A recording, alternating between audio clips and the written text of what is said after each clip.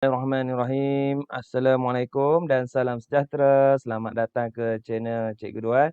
Bagi yang pertama kali masuk ke channel Cikgu, jangan lupa like, share dan subscribe dan tekan butang loceng di bawah supaya anda tak terlepas apa-apa video yang terbaru daripada Cikgu selepas ini. So, untuk video kali ini, Cikgu ingin kongsikan bab 5 genetik, sains tingkatan 4 KSSM. Kredit kepada Cikgu Nur Razila Khalid dari SMK Ulu Tiram, Johor kerana menyediakan slide yang sangat cantik ini. Kita pergi kepada 5.1, pembahagian sel. Okey. Apa dia pembahagian sel? Gen, asid deoksiribonukleik, DNA dan kromosom. So sebelum ni kita dah tahu nukleus. Apa fungsi nukleus? Mengawal semua aktiviti sel. So dalam nukleus apa yang ada? Nukleus mengandungi kromosom. Ni kromosom. Yang macam X ni. Kromosom ialah struktur berbenang halus yang terdiri daripada asid nukleik dan protein panjang dan berlingkar yang terletak di dalam nukleus.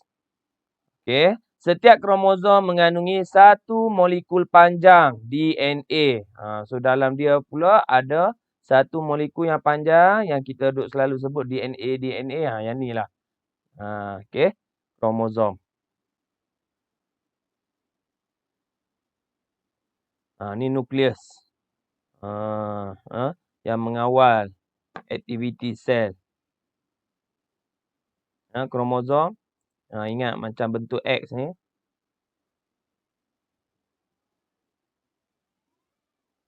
DNA ataupun deoksiribonukleik terdiri daripada unit asas yang dikenali sebagai nukleotida. Setiap unit nukleotida terdiri daripada 3 komponen. Okey, yang pertama gula deoksiribosa, yang kedua base bernitrogen dan yang ketiga komponen kumpulan fosfat. Okey. So daripada satu unit tu dia pecah pula 3. Ada 3 benda. DNA ni. DNA terdiri daripada 2 rantai polinukleotida yang berpintal antiselari antara satu sama lain dan membentuk struktur yang dikenali sebagai helix ganda 2. Okey, nampak macam berpintal ni. Macam tangga macam tu. Helix ganda 2. Ni. Inilah bentuk dia. Okay, gen pula. Gen ialah unit asas pewarisan yang menentukan ciri-ciri individu. Gen berfungsi mengawal ciri-ciri yang diwarisi dalam organisma seperti kebolehan menggulung lidah pada manusia, bentuk biji kacang pie dan warna bulu pada kucing. Dia yang kawal ciri-ciri ni. Gen yang tersusun sebagai segmen pada DNA di sepanjang kromosom. Terdapat beribu-ribu gen di dalam satu molekul DNA. Ni gen. Okey, ni struktur kromosom. Okey. Satu gen yang memprogramkan warna kulit. Ni satu. Satu gen yang programming untuk warna kulit. Ni warna rambut. So beribu-ribu kat sini ada gen. Yang kontrol ciri kita. Setiap kromosom mempunyai beberapa gen, iaitu sehingga 200 hingga 300 gen bagi setiap kromosom. Bagi setiap kromosom ada lebih kurang 200 hingga 300. Okey, apakah kaitan kromosom, DNA dan gen? Setiap spesies di dunia ini mempunyai bilangan kromosom yang tetap. Berapa? 40? 46. Sel soma yang normal mengandungi 46 kromosom. Okey, kalau lebih tak mau, kalau kurang pun tak mau, tak normal jadi. Kita 46 je. Setiap kromosom wujud secara berpasangan mengikut bentuk dan saiz yang serupa. Pasangan kromosom ini dikenali sebagai kromosom homolog. Berpasangan, kromosom homolog. Kromosom homolog manusia boleh disusun berdasarkan bentuk dan saiznya. Yang manusia punya. Tengok. Ni susunan ni kita panggil kariotip. Ni yang laki punya. Yang ni kariotip perempuan. So beza dia, ni pasangan yang terakhir. Pasangan yang ke-23. Kalau lelaki punya, XY. Kromosom dia. Yang last sekali, XY. Yang perempuan punya, XX. Tu beza dia. Kita boleh tengok. Beza antara lelaki dengan perempuan. Di dalam sel manusia, kromosom boleh dibahagikan kepada dua, iaitu autosom dan kromosom seks. Autosom ni membawa gen yang mengawal sifat seperti warna mata, kebolehan gulung lidah, jenis rambut. Ni autosom yang kontrol. Tapi kromosom seks pula membawa gen yang menentukan jantina sama ada lelaki ataupun perempuan. Macam tadilah cikgu tunjuk tadi kariotip. XX perempuan, XY lelaki. Ni. Kromosom terbahagi kepada dua, kromosom seks dan autosom. Kromosom seks ni yang menentukan jantina. Okey, tengoklah. Dia ada kromosom seks X dan Y. Okey, kita pergi kepada proses pembahagian sel. Iaitu yang pertama, mitosis. Mitosis ialah proses pembahagian sel yang membentuk dua sel anak yang seiras. Dua saja. Tapi seiras. Dua sel anak yang seiras dengan setiap satunya mengandungi bilangan kromosom dan kandungan bahan genetik yang sama dengan sel induk. Bilangan kromosom sama pula dengan sel induk. Tu maksud mitosis. Mitosis berlaku dalam sel soma di dalam badan manusia dan haiwan. Mitosis juga berlaku dalam tisu meristem seperti di hujung akar dan pucuk tumbuhan. Bukan kita saja, tapi pucuk nak tumbuh, akar nak memanjang. Okey, so berlaku juga mitosis. Kita pergi kepada proses di dalam mitosis. Okey, yang pertama, fasa apa? Profasa. So istilah dia cikgu bagi tahu formula PAK-MAT. Ingat. PAK-MAT. Pak apa dia? Profasa, mat, M. Metafasa, A. Anafasa. Okey. Lepas satu lagi T, telofasa.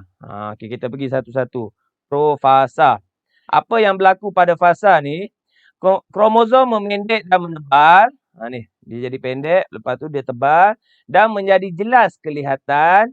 Setiap kromosom terdiri daripada dua kromatid yang bercantum pada sentroma. Sentroma yang tengah tu. Dia macam tali lah, dia yang ikat kromatid tu. Okey, gentian glendon mula terbentuk. Membran nukleus dan nukleolus terurai. So jadi tak ada membran nukleus dengan nukleolus. Yang ni. Glendon, gentian glendon mula terbentuk. Tu yang berlaku pada profasa. Apa yang jadi pada metafasa? Seterusnya metafasa, kromosom tersusun di satah khatulistiwa ni. Dia susun sebaris je ni. Okey, gentian glendon melekat pada sentroma. So gentian glendon yang terbentuk tadi melekat pada ni tali ni, sentroma. Pada tengah-tengah ni, pada sentroma melekat kat sini. Okey, lepas tu seterusnya dia berpindah kepada fasa anafasa. PAK-MAT, MA. Anafasa. Sentroma membahagi dua. Dia pecah dua. Lepas tu apa yang jadi? Setiap kromatid kembar berpisah dan bergerak ke kutub sel yang bertentangan. So, yang ni kita panggil pengutuban. Yang ni pi belah kiri, yang ni pi belah kanan. Okey, ke kutub masing-masing. Dia pecah dua ni. Okey. So, itu adalah peringkat anafasa. Lepas tu telofasa. Telofasa dia pecah dua. Ni gambaran dia. Profasa dia memendek dan menebal. Tolong ingat. Dia memendek dan menebal. Lepas tu metafasa dia beratur, dia susun. Khatulistiwa. Tolong ingat ni. Susun sebaris je. Apa yang jadi? Anafasa. Dia pergi bergerak, berpisah ke kutub masing-masing. Okey, pengutuban anafasa. Tu kena ingat. Satu lagi telofasa. Yang kedua, proses meiosis. Okey, apa beza dia? Mitosis dengan meiosis. Ingat, mitosis tadi 2 sel anak je. Bilangan kromosom sama dengan sel induk. Okey, yang seiras. Okey, meiosis pula, proses apabila sel membahagi menjadi 4 sel anak. Tadi 2, mitosis 2. Tapi meiosis ada 4. Tu beza dia. Yang tidak seiras dengan setiap satunya mengandungi separuh daripada bilangan kromosom sel induk. Okey, tadi sama bilangan kromosom mitosis. So, beza dia meiosis separuh sahaja bilangan kromosom sel induk. Okey, so kalau kita ada 46, so yang ni kalau gamet kita separuh 23. Macam itulah. Bahagi 2. Meiosis berlaku dalam organ pembiakan untuk menghasilkan gamet bagi pembiakan seks. Okey. So yang ni, proses ni digunakan untuk apa? Menghasilkan gamet. Gamet jantan, sperma, gamet betina, ovum. So, proses untuk buat yang tu, nama dia meiosis. Dia berlaku kat mana? Organ pembiakan. Kalau lelaki kat mana? Testis. Meiosis berlaku dekat testis yang lelaki. Yang perempuan, ovari. Tu tempat yang berlaku meiosis. Dalam tumbuhan, meiosis berlaku dalam enter dan ovari. Tumbuhan pun sama juga. Berlaku juga meiosis. Ni proses dia. Okay, kita tengok satu per satu. Yang pertama, profasa 1. Dia ada 2. Meiosis 1, meiosis 2. Kita pergi yang 1 dulu. Profasa 1, apa yang jadi? Lebih kurang juga mitosis tadi. Memendek dan menebal dan menjadi jelas kelihatan kromosom homolog berpasangan. Pindah silang berlaku. Masa ni. Nampak? Pindah silang berlaku. Putih campur biru. Last sekali apa yang jadi? Biru ada tumpuk putih. Putih ada tumpuk biru. Ni orang panggil pindah silang. Pindah silang ni apa dia? Pertukaran maklumat genetik antara kromosom homolog. Okey, pertukaran maklumat. Mungkin ambil mok sikit, ambil ayah sikit. Macam itulah. Ciri-ciri. Mok sikit, ciri-ciri ayah sikit kat sini. So, lahirlah kita. Okey, tu profasa 1. Yang kedua, metafasa 1, kromosom homolog tersusun. Di satah khatulistiwa, gentian glenda melekat pada sentroma. So, dia melekat dah. Gentian glenda ni pada sentroma yang tengah tu. Okey. Yang ketiga, anafasa 1. Pak mat tadi ni. Okey. Kromosom homolog berpisah dan bergerak ke kutub yang bertentangan. Dan seterusnya telofasa 1, sitoplasma membahagi peringkat akhir meiosis 1 tamat. Sudah nak menghasilkan 2 sel anak ni, habis meiosis 1.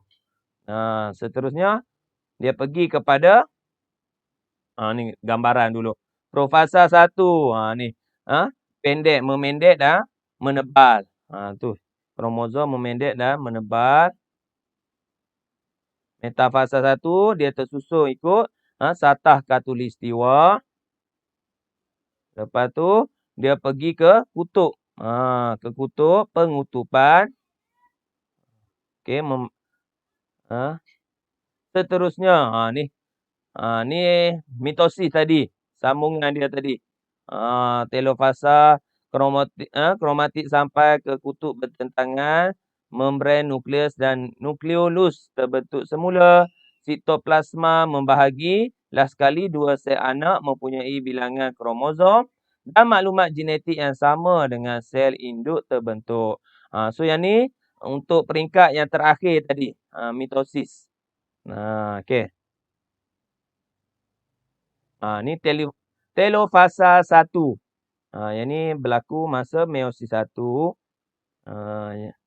So menghasilkan sitoplasma membahagi menghasilkan 2 sel anak. Okey, ni baru meiosis 1. Masuk pula meiosis 2. Apa yang jadi? So dah menghasilkan 2 tadi sel anak. Ni satu sebelah atas, satu belah bawah. Okey. So masuk peringkat meiosis 2. Gentian glandul mula terbentuk. Okey, profasa 2. Gentian glandul mula terbentuk. Metafasa 2. Apa yang jadi? Kromosom tersusun di satah khatulistiwa. Gentian glandul melekat pada sentroma. Anafasa 2. Sentroma membahagi 2. Dan kromatik kembar berpisah dan bergerak ke kutub. Sel yang bertentangan, pengutuban. Okey, last sekali peringkat telofasa 2. So daripada 2 ni menghasilkan satu-satu jadi 4 semua. 4 sel anak yang tidak seiras iaitu gamet dan mempunyai bilangan kromosom separuh daripada bilangan kromosom sel induk terbentuk. So bayangkan menghasilkan 4. Yang ni pecah pula 4. Yang ni pula 4. Pula 4, 4. Macam tu lah. Sebab itulah gamet yang jantan mengandungi apa dah? Berjuta-juta sperma. Okey. Ni gambaran dia. Profasa 2 sama juga. Menebal, memendek dan menebal. Metafasa dia susun satah khatulistiwa. Lepas tu dia berpisah, dia pergi kat kutub masing-masing. Okey, telofasa, sitoplasma dia membahagi. So menghasilkan 4 sel anak. Okey. So yang ni gambaran ringkas rumusan. Apakah kalau SPM tahun ni keluar apakah perbezaan antara proses mitosis dan meiosis? Yang tengah ni persamaan. Yang tepi ni perbezaan. So ingatlah 4 ke 5 ke hafal. Kalau mitosis ingat saling kulit, kita cedera ke, luka ke, so dia akan sembuh, cover balik, tu proses mitosis. Okey, mitosis berlaku di sel soma, meiosis berlaku di sel pembiakan. 1. Yang kedua, mitosis 2 sel anak dihasilkan, meiosis 4. Mitosis tiada pindah silang. Pertukaran maklumat genetik, meiosis ada pindah silang. 3 dah. Yang keempat, sel anak seiras dari segi genetik. Meiosis, sel anak berbeza dari segi genetik.